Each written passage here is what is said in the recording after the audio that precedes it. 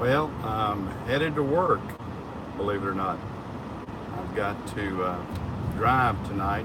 I'm in, I'm actually at Hilton Head right now. We have a condo here in Hilton Head, South Carolina, that's close to Savannah. I have trucks in Savannah, and I was coming down for a meeting that we're having in Savannah today, but found out last night that we abruptly had one of our drivers to up and quit.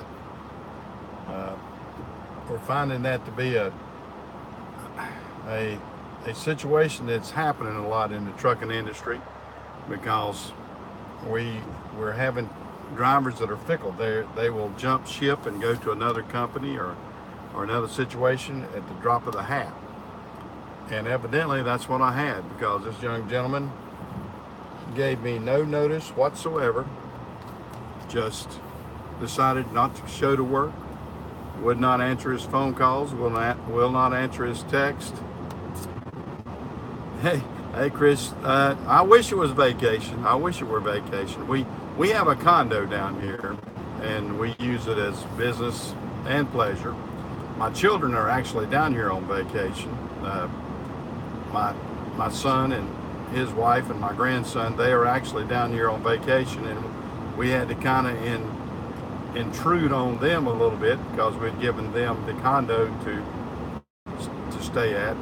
Although they like Dad to come down because Dad usually pays for a lot of things, so uh, they like that somewhat, I guess. But my nights and days are going to be kind of turned around a little bit for the next 2 nights. I've got to drive one of my routes from Savannah, Georgia to Charlotte. Normally it would be, well, the one that has vacated me is Savannah to Atlanta, but I had my Charlotte driver to switch with me because I need to get back to Charlotte and switch out a truck. So I wish it were a vacation, but it's not. I spent most of the day in a meeting, a corporate meeting at the Savannah terminal with FedEx. We're going over the new contract and some of the new things that are happening. And then I caught a quick lunch, came back, slept for a few hours. Now I'm headed back to the terminal to drive the rest of the night. I'll be driving from about probably 9 o'clock till 7 in the morning. And then I'll have to get some sleep while the kids hopefully are out playing on the beach and everything, and get some sleep and rest, and then run the same thing again tomorrow night to complete the week out. But that's what happens when you have situations like that. I'm the boss, so I guess the buck stops here, you might say. And when situations like that happen, I have to be able to jump in there and take hold. I did have a spare driver down here, but you might know the week that this gentleman quits, my spare driver is actually on vacation. So he's out of town, and I couldn't call on him. And I didn't want to shorten his vacation anyway since I was down here. So I decided to just go ahead and nip it in the bud. The most turnover in drivers that I've had in numerous years, and I probably, and I'm not the only contractor that's happening to. We're having a lot of people that are jumping ship from one carrier to another carrier and that sort of thing, and it's just a real fickle industry right now, the trucking industry, because people are it's the old proverbial grass is greener on the other side of the fence, and we're having a lot of issues like that, I think. But to each his own. You do the best you can do. We try to offer. I wish I did have a stack. We've got a few prospects and everything. We're working on it. I wish I had a ton of applications.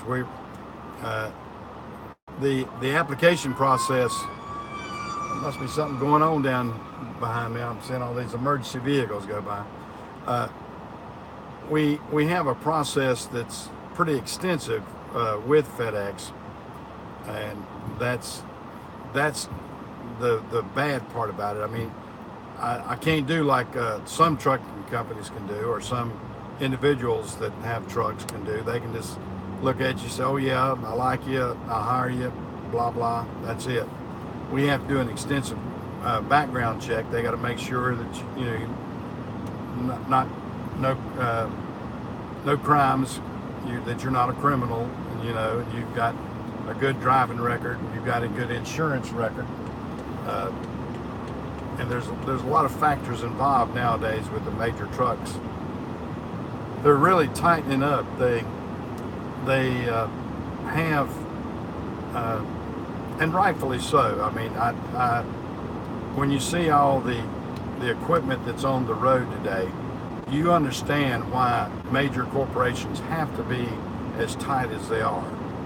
I was kidding some of the guys at the meeting today. When I signed my very first contract with RPS back then, RPS got bought out by FedEx. But when I signed my first contract in '87 with them, it was 2 pages, a front and a back. I just flipped it over and signed the back side, and that was my contract.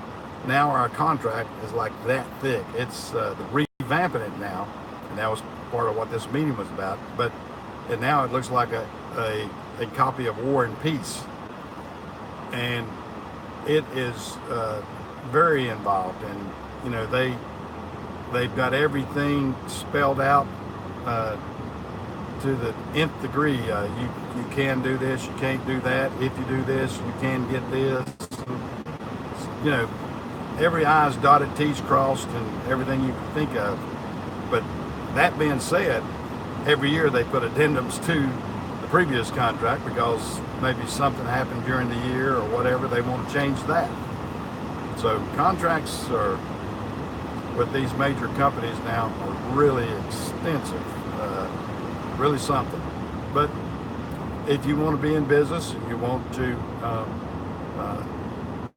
have a good, legitimate job, you have to adhere to the contract. You have to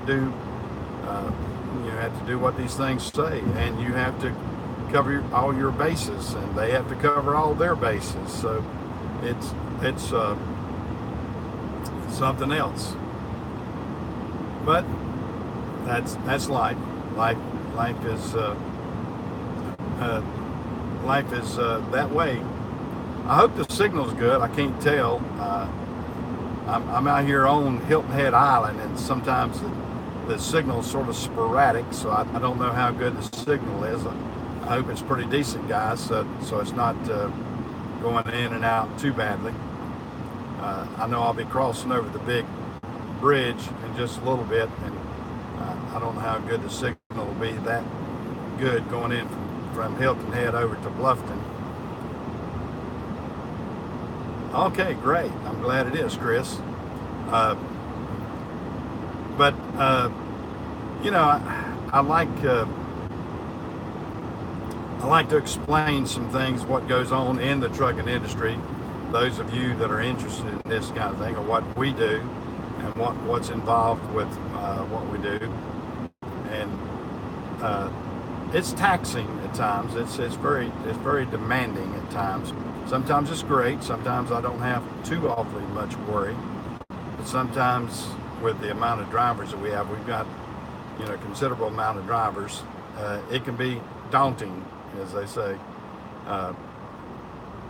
But all in all, I guess for the past 32 years, it's been a pretty good profession for me to be in.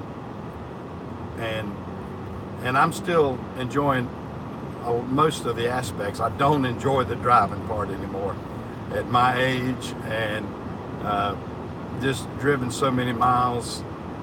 I would prefer not to have to drive anymore, because I feel like I've served my time in the driving aspects. It's not, when you're young, you can enjoy it. I mean, I used to jump out there. I could not wait to get behind the wheel. I thought it was the greatest thing since sliced bread. But, you know, like everything, it wears on you. And I guess I've seen so much out there since 1967 that It's it's it really wears on you. And as you get a little age on you, you want to slow down on those aspects of your life too.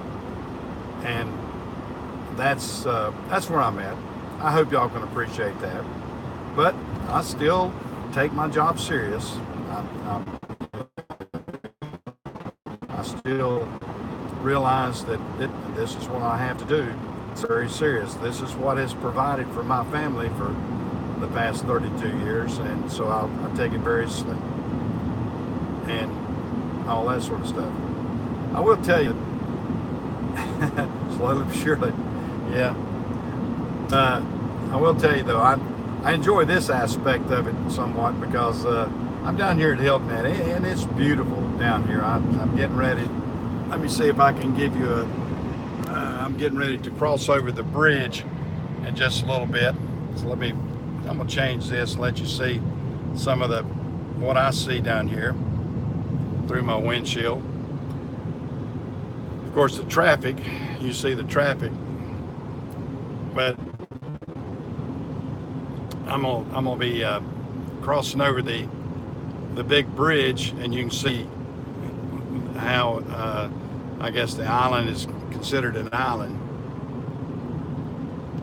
Oh no, I'm no, I'm in a BMW right now. I'm not in a Freightliner. No, I'm in my BMW. Where I'm headed over. The old X5's taking me over there. Yeah, I'll show you some of the island here as I can.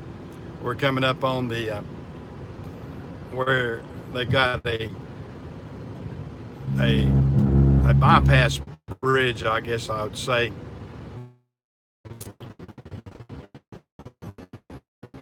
I don't hit the rumble strips there. Here we come up on the bridge that connects Bluffton, South Carolina, with Hilton Head, and there's the intercoastal waterway, and I'll show you a little bit of this.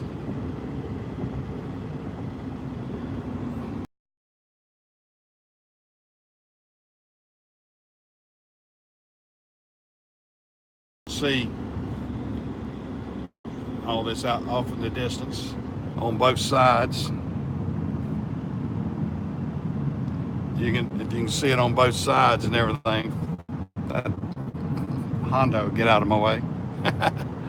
But it's a real pretty area down here. A real pretty. I mean, as we're coming up in here about 7:30, 7:40 in the afternoon here, and there's some more. There's some more of the island on both sides. We're going over this big bridge, so you can see what we have down here. Let me not. All right, hold on. Turn the camera back around. Back to me again. Not as much scenery. I don't want to get caught with I don't want a policeman to get me for filming.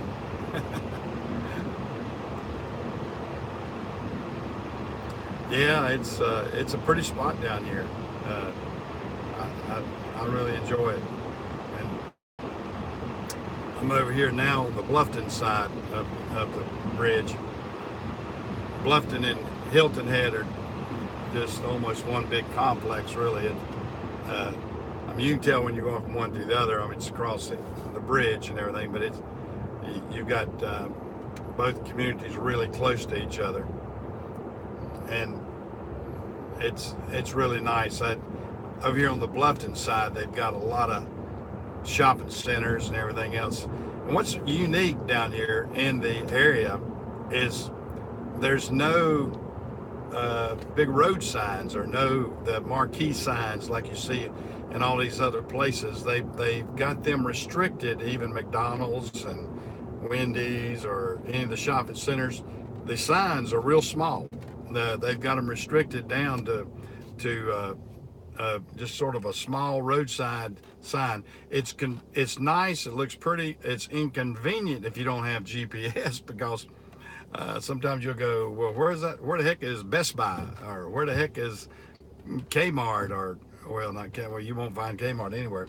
But where is Lowe's or Home Depot or things like that? You'll find out that those places are hard to find because the signage. I mean, they got all these great big, which is, I wish I'd shown. They got all these big live oak trees here with the.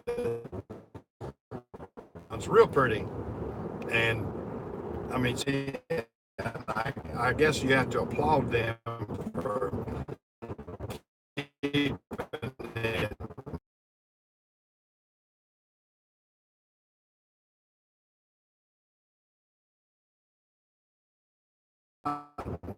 not being inundated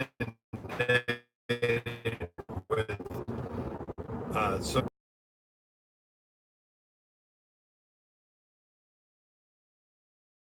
lobby pretty hard on that.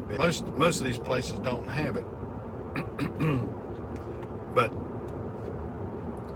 nice area if you've never been here.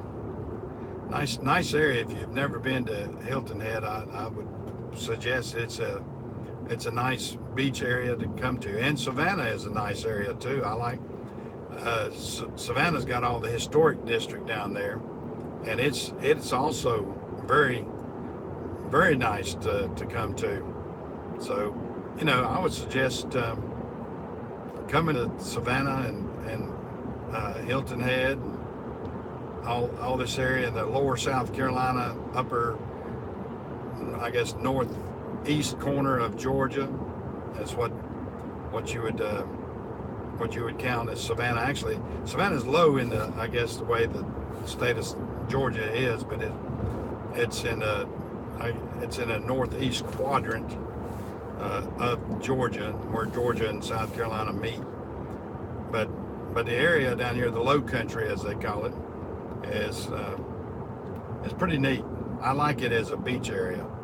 I mean, some places not so much. Well, guys, I'm gonna get off of here, and I hope you've enjoyed chatting with me and talking with me. Chris, I've watched some of your crazy videos and enjoy yours. Keep putting them up. Be safe out there, though, Chris. You're a daredevil at times, but I enjoy your videos, and keep up the good work on them. And I'm gonna get off of here, and I'm about halfway up here to 95. I'm gonna jump on 95 and head on down to the terminal. I don't know how good my signal is anyway, so hopefully I can chat with you guys later. I'm down to work.